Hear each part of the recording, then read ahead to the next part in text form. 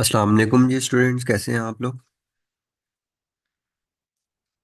अच्छा, कल आप लोगों ने एक MSA 1 का सेशन लिया होगा जिसमें थोड़ा सा एक basic idea of the paper लिया होगा कि पेपर में होता क्या है। वैसे तो क्योंकि हम बिल्कुल लास्ट मंथ में खड़े हुए हैं, आप लोगों ने ऑलरेडी चीज़ें देख ली होंगी। तो बुनियादी फ़र्क जो है वो ये है कि जो पुराने सब्जेक्ट्स हैं उसमें हमने in depth knowledge, in depth practical questions उन पे तो बड़ी कमांड कर ली है, चाहे वो ऑडिट से रिलेटेड हो, चाहे वो फाइनेंशियल रिपोर्टिंग से रिलेटेड हो। लेकिन MSA 1 एक बेसिकली प्रैक्टिकल एस्पेक्ट आपको देने आता है और रियल लाइफ प्रॉब्लम्स और रियल लाइफ सिनेरियोज के ऊपर ये काफ़ी हद तक बेस्ड है। अगर हम पुराने सब्जेक्ट से डिफरेंस की बात करें तो शायद ऑडिट पर्सपेक्टिव से अगर हम बोलें तो ऑडिट में तो इतना के एरिया में इतना ज़्यादा चेंज नहीं है। या कह लें जो जिस तरीके की या मैनर ऑफ टेस्टिंग जो ऑडिट में था हमारे पास, वही ऑडिट का एरिया का मैनर ऑफ टेस्टिंग मोर और लेस MSA 1 में है। विद द ओनली डिफरेंस कि यहाँ पे एक इंटीग्रेटेड सिनेरियो आता है जहाँ हमें अकाउंटिंग इम्प्लीकेशन को भी कंसीडर करना पड़ता है और साथ साथ ऑडिट इम्प्लीकेशन को भी कंसीडर करना पड़ता है और एक कॉम्प्रिहेंसिव आंसर बनाना पड़ता है। लेकिन अगर हम FR की बात करें तो यहाँ पे बहुत ज़्यादा डिफरेंस नज़र आएगा। FR में मोर फोकस होता था कि चीज़ों की वर्किंग्स कैसे बननी है, नंबर्स कैसे वर्कआउट होंगे, इस चीज़ पे। यहाँ पे नंबर्स की वर्किंग पे शायद इतना फोकस नहीं है, बल्कि उन नंबर्स के एनालिसिस पे ज़्यादा फोकस है या उन नंबर्स के मीनिंग पे ज़्यादा फोकस है। और यही चीज़ बेसिकली एक स्टेप इस पेपर को अप लेके चले जाता है फ्रॉम द पास्ट पेपर्स जो आप लोगों ने अटेम्प्ट किए हैं।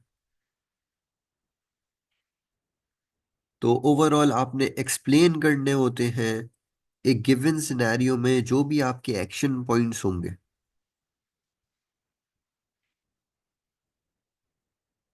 तो स्टार्ट करते हैं, ये हमारा दिसंबर 2023 का पास्ट पेपर आज हमारा टारगेट होगा। ऑलरेडी क्वेश्चन नंबर 1 आप लोगों ने देख लिया होगा, क्वेश्चन नंबर 2 और 3 आज हम लेके चल रहे होंगे।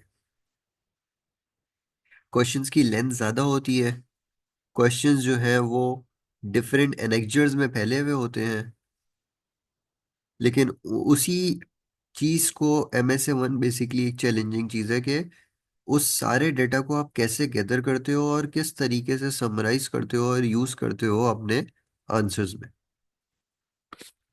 जर्नली क्वेश्चन नंबर 2 जो आ रहा होता है वो कंसोलिडेशन के एरिया से आ रहा होता है। इस साल भी बिल्कुल ऐसा ही है। सबसे पहले हम जल्दी से एक बैकग्राउंड ऑफ द क्वेश्चन पढ़ लेते हैं।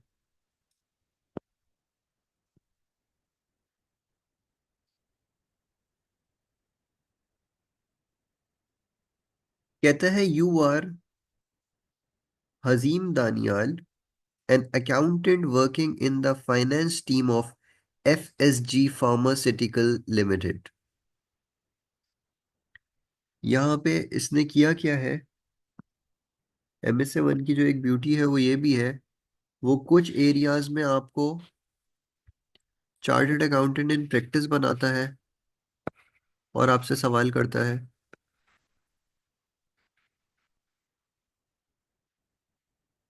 और कुछ सवालों में वो आपको चार्टर्ड अकाउंटेंट इन बिजनेस, तो दोनों एंगल्स यहाँ पे एक साइमल्टेनियसली और साथ साथ चल रहे होते हैं। तो यहाँ पे जो है इस क्वेश्चन के पर्सपेक्टिव से हमें उसने जो रोल दिया है वो एक चार्टर्ड अकाउंटेंट इन बिजनेस का दिया है। पर्टिकुलरली फर्क जो आता है वो एक माइंडसेट, एक थॉट का आता है। और सेकेंडली एथिक्स का जो एरिया होता है उसमें पर्टिकुलरली हमारे एक्शन पॉइंट्स में डिफरेंस आ रहा होता है इन दोनों चीजों के चेंज से। तो एफएसजी फार्मास्यूटिकल करती क्या है, आगे बोलता है, a company that specialises in vaccine development, mainly vaccine बनाती है। FSG has held a controlling interest for a number of years in another pharmaceutical company, MPL. During the year ended 30th September 2023, FSG acquired an interest in a US company, Cetel Pharma Limited, with the aim of working collaboratively on several projects।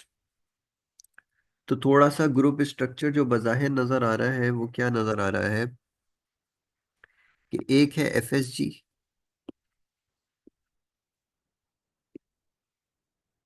इसके नीचे एक हमारा controlling interest वाली company है, MPL.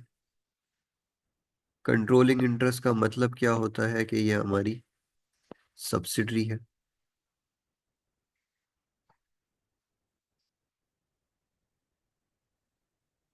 दूसरी company हमने US company में, ये ड्यूरिंग द ईयर हुआ है।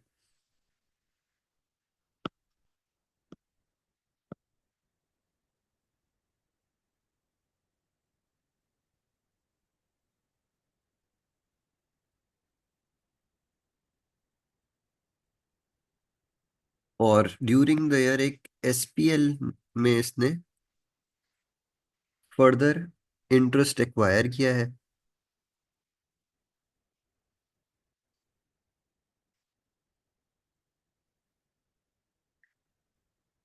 ये जो इंटरेस्ट एक्वायर किया है, एक तो ये फॉरेन एंटिटी है, यूएस बेस्ड है। दूसरी बात यहाँ पे आती है कि इसका नेचर ऑफ इंटरेस्ट क्या है, वो हम जैसे जैसे पढ़ेंगे तो पता चलेगा कि आया ये हमने subsidiary as an interest acquire किया है, यानी कि कंट्रोलिंग इंटरेस्ट किया है, कि क्या किया है।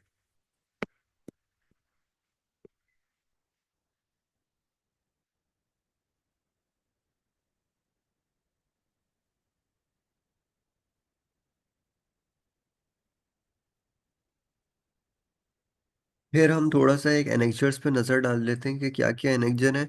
सबसे की चीज, जब भी आप MSA 1 का क्वेश्चन कर रहे हैं तो बैकग्राउंड बड़ी जल्दी से पढ़ें, और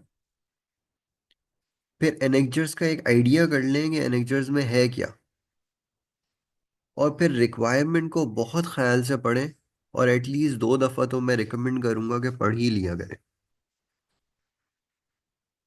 you have been presented with the following information, आपको दी हुई है separate statement of PNL and OCI, इन तीनों कंपनी के दिया हुआ है। File note of transaction and issues during the year दिया हुआ है। ईमेल, फाइनेंशियल कंट्रोलर की ईमेल मिली हुई है आपको, एक्सचेंज रेट्स मिले हुए हैं, नोट्स डिटेलिंग एथिकल इशू कुछ आए हुए एज एन अकाउंटेंट, वो ये 5 एनेक्चर्स आपके पास है। और क्वेश्चन क्या क्या है वो देख लेते हैं, यानी कि रिक्वायरमेंट। कहता है calculate the amounts to be presented in the FSG's consolidated financial statements for the year ended 30th September 2023 in respect of investment in SPL। Investment in SPL कौन सी वाली थी, जो ड्यूरिंग द ईयर एक्वायर की थी। तो इससे related जो जो फाइनेंशियल स्टेटमेंट में प्रेजेंटेशन होगी वो बता दे। Your answer should include an explanation of the resulting exchange difference and the accounting treatment applied to it। क्योंकि ये एक फॉरेन एंटिटी है, जनरली जब फॉरेन एंटिटी इन्वॉल्व हो जाती है तो होता क्या है, रिपोर्टिंग करेंसी और फंक्शनल करेंसी, या प्रेजेंटेशन करेंसी और फंक्शनल करेंसी में एक डिफरेंस आ जाता है। तो एज पर IS 21, वो डिफरेंस क्या एक सेपरेट ट्रीटमेंट होता है, स्पेसिफिक ट्रीटमेंट होता है। तो ये उस चीज को रेफर कर रहा है। अब हम थोड़ा सा देखते हैं नीचे के एनेक्चर्स में चल के कि नेचर ऑफ इन्वेस्टमेंट हमें इसका क्या पता चल रहा है। तो पहला एरिया क्या हुआ, ए पार्ट क्या हुआ जो एक सिग्निफिकेंट वेटेज रखता है, कि ये जो नई इन्वेस्टमेंट करी है इसके क्या क्या नंबर्स किस तरीके से प्रेजेंट हो रहे होंगे हमारे फाइनेंशियल स्टेटमेंट्स में। और सेकेंडली, एक एक्सचेंज डिफरेंस आएगा तो उस डिफरेंस के बारे में थोड़ी सी एक्सप्लेनेशन चाहिए इसको, कि ये एक्सचेंज डिफरेंस आया तो क्यों आया, और अकाउंटिंग टर्म्स में इस एक्सचेंज डिफरेंस को किस तरीके से ट्रीट किया जाएगा, या इसको कहाँ पे प्रेजेंट किया जाएगा। दूसरी रिक्वायरमेंट काफ़ी सिंपल है, और वो तो आप लोग बड़े इससे ज़्यादा कॉम्प्लिकेटेड काम करके आ चुके होंगे अपने एफआर के पेपर में भी, लेकिन इसके वेटेज भी फिर कम है। पीएनएल बनाना है, ओसीआई बनाना है कंसोलिडेटेड ईयर एंड का। फिर सी पार्ट है एथिकल इश्यूज, जो रिस्ट्रिक्टेड है अपेंडिक्स 5 से। तो सी पार्ट को हम थोड़ा सा इग्नोर करते हैं और बाकी पार्ट्स को देख लेते हैं।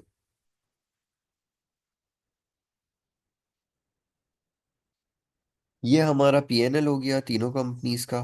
ये डॉलर्स में बन रहा है, तो जाहिर है फिर वो वाला इशू आएगा जो अभी हमने डिस्कस किया, कि functional currency versus presentation currency difference है।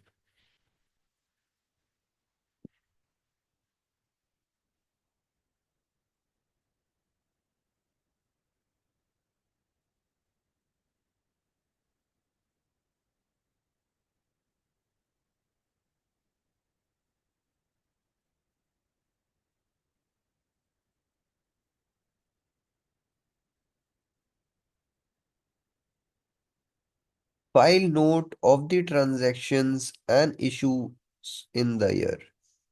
तो हमें ये फाइल नोट्स मिले थे, और क्या मिला था, एक्सचेंज रेट मिले थे, ईमेल भी मिला था फाइनेंशियल कंट्रोलर को। तो मेनली ये तीन अपेंडिक्स ही हमारे काम के होंगे। सबसे पहले जो अपेंडिक्स 2 है उसमें एमपीएल यानी कि वो जो हमारी एक एग्जिस्टिंग सब्सिडरी है उससे रिलेटेड चीज़ें दी हुई हैं। उसके बाद दी हुई है एसपीएल जो ड्यूरिंग द ईयर हमने एक्वायर की है। फिर नीचे वाला भी हम देख लेते हैं अपेंडिक्स, उसमें क्या चीज़ है।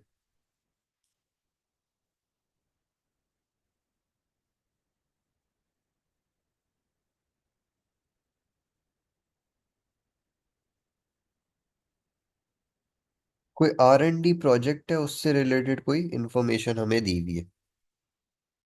ऊपर ऊपर से एनेक्जर घुमाने से होता यह है, एक आपका माइंडसेट बन जाता है, यह अप्रोच बन जाती है कि किस तरीके से हम अटेम्प्ट कर रहे होंगे क्वेश्चन को। इसमें तो सिंपल एक्सचेंज रेट से। तो मेरे ख्याल में हमें स्टार्ट कर देना चाहिए अपने पार्ट ए से। और पार्ट ए के लिए जो हमारे पास रेलेवेंट चीज़ होगी वो क्या होगी, वो ये वाला एरिया होगा, क्योंकि एसपीएल से रिलेटेड खाली ये चीज़ें ही लिखी हुई हैं।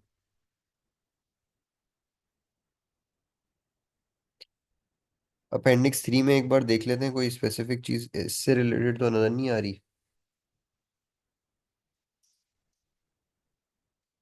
टोटल हमारे पास इसमें जो बातें आ रही हैं वो R&D की आ रही है, जो एमपीएल में हो रही है, यानी कि जो हमारी सब्सिडरी है।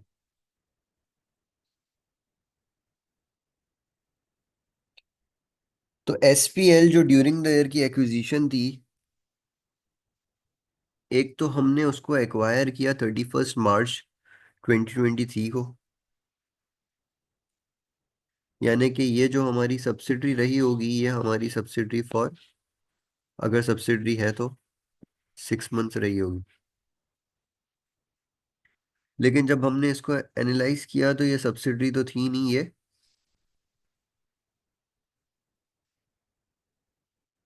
35% शेयर होल्डिंग हमने इसकी एक्वायर की है।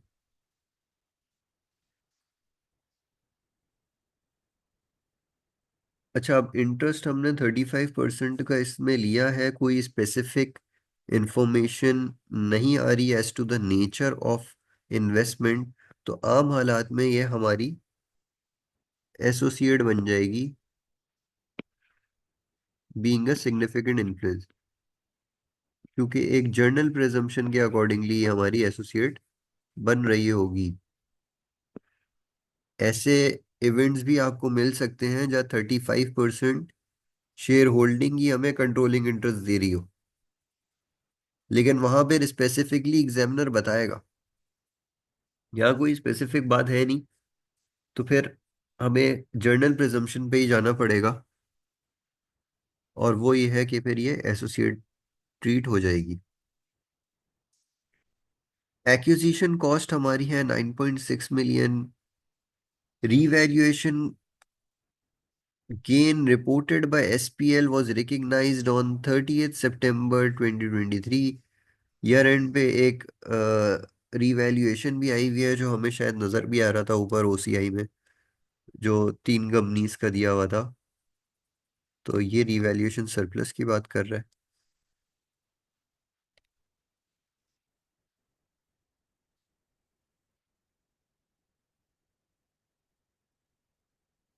SPL is based in the US state of Washington. A new state law was introduced in July 2023, यानी कि ईयर एंड से 3 महीने पहले, which made it more difficult to operate clinical trials on vaccines। तो ये basically ये company का भी काम क्या था कि वैक्सीन्स के ऊपर ट्रायल्स करते थे, कि नई वैक्सीन की बेसिकली लॉन्च के लिए या उसकी रिसर्च वगैरह करते थे।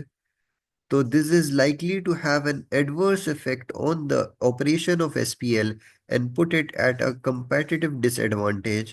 As a result, FSG has conducted an impairment test on its investment in SPL, and a loss of 3 million needs to be recognized at the year end। वापस अपना सवाल पढ़ते हैं ए पार्ट वाला, और देखते हैं क्या हमारे पास सारी चीजें मौजूद है। ए पार्ट क्या बोल रहा था, कह रहा था calculate the amounts to be presented in the FSG's consolidated financial statements for the year ended 30th September 2023 in respect of the investment in SPL. तो पहले तो एक ये फैसला करते हैं कि एसपीएल की डेजिग्नेशन क्या हुई, सब्सिडरी हुई, एसोसिएट हुई, क्या हुई। ऑन द बेसिस ऑफ जो हमारे पास इंफॉर्मेशन है उसमें हमें ये नजर आया कि ये इसकी जो डेजिग्नेशन है वो एक एसोसिएट वाली डेजिग्नेशन है।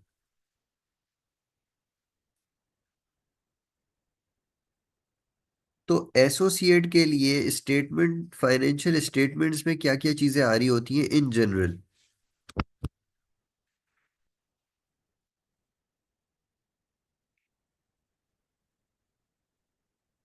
अच्छा, एक्सप्लेनेशन ये तो खाली हमें प्रेजेंटेशन दिखानी है।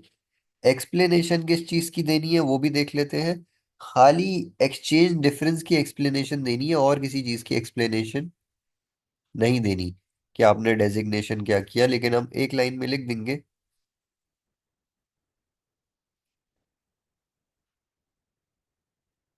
इसका आंसर शुरू कर देते हैं।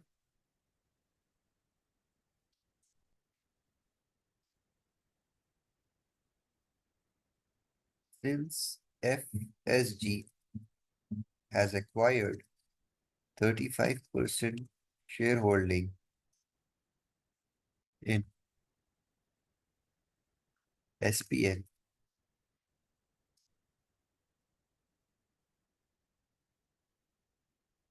it appears that a significant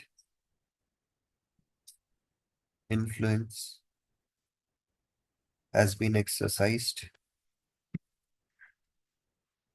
and accordingly, SPL would become associate of FSG। तो बस एक लाइन में हमने बता दिया, उसने ऑल्दो एक्सप्लेनेशन मांगी नहीं थी, लेकिन for the sake of clarity हमने ये लिख दिया। अब अगर हमारे पास इन्वेस्टमेंट इन एसोसिएट होती है तो उसका क्या ट्रीटमेंट होता है, कोई एक्सप्लेन तो नहीं करना, इन जनरल हम डिस्कस कर लेते हैं।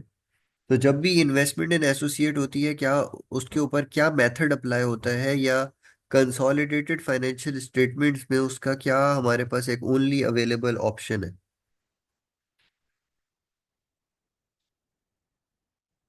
बिल्कुल, that is equity method of accounting. तो इक्विटी मेथड ऑफ अकाउंटिंग के हिसाब से हम इन्वेस्टमेंट की वैल्यू निकाल लेते हैं। इक्विटी मेथड ऑफ अकाउंटिंग होता क्या है? जिसमें हम प्रॉफिट्स ऐड करते हैं, डिविडेंड लेस करते हैं। इस तरह हम इन्वेस्टमेंट की वैल्यू निकाल ले होते हैं। तो इन्वेस्टमेंट इन एसपीएल की वर्किंग कर लेते हैं पहले हम। थोड़ा नीचे करके वर्किंग कर लेते हैं यहाँ पे।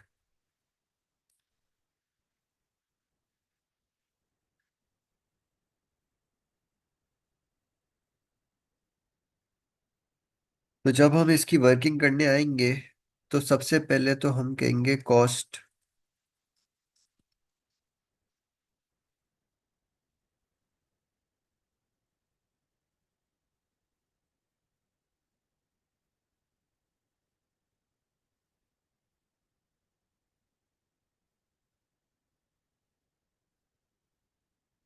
तो इसकी कॉस्ट क्या थी हमारे पास?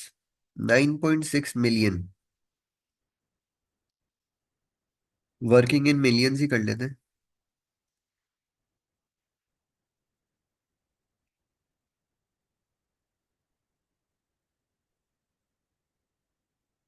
ये 31 मार्च है।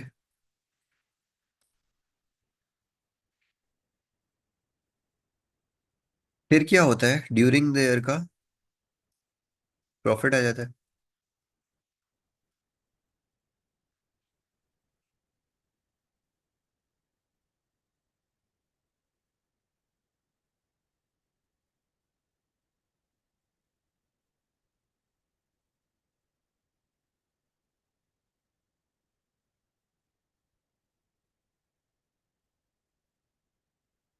तो इसका जो प्रॉफिट है या शेयर ऑफ प्रॉफिट, वो 6.2 मिलियन है। ऐसे ही है ना? इन थाउजेंड्स दिया पे और six. Share of profit add होता है एसोसिएट अकाउंटिंग में, जिसको इक्विटी मेथड कहते हैं। फॉर द ईयर नहीं कहते, फॉर द पीरियड कह देते हैं क्योंकि 6 मंथ्स की है।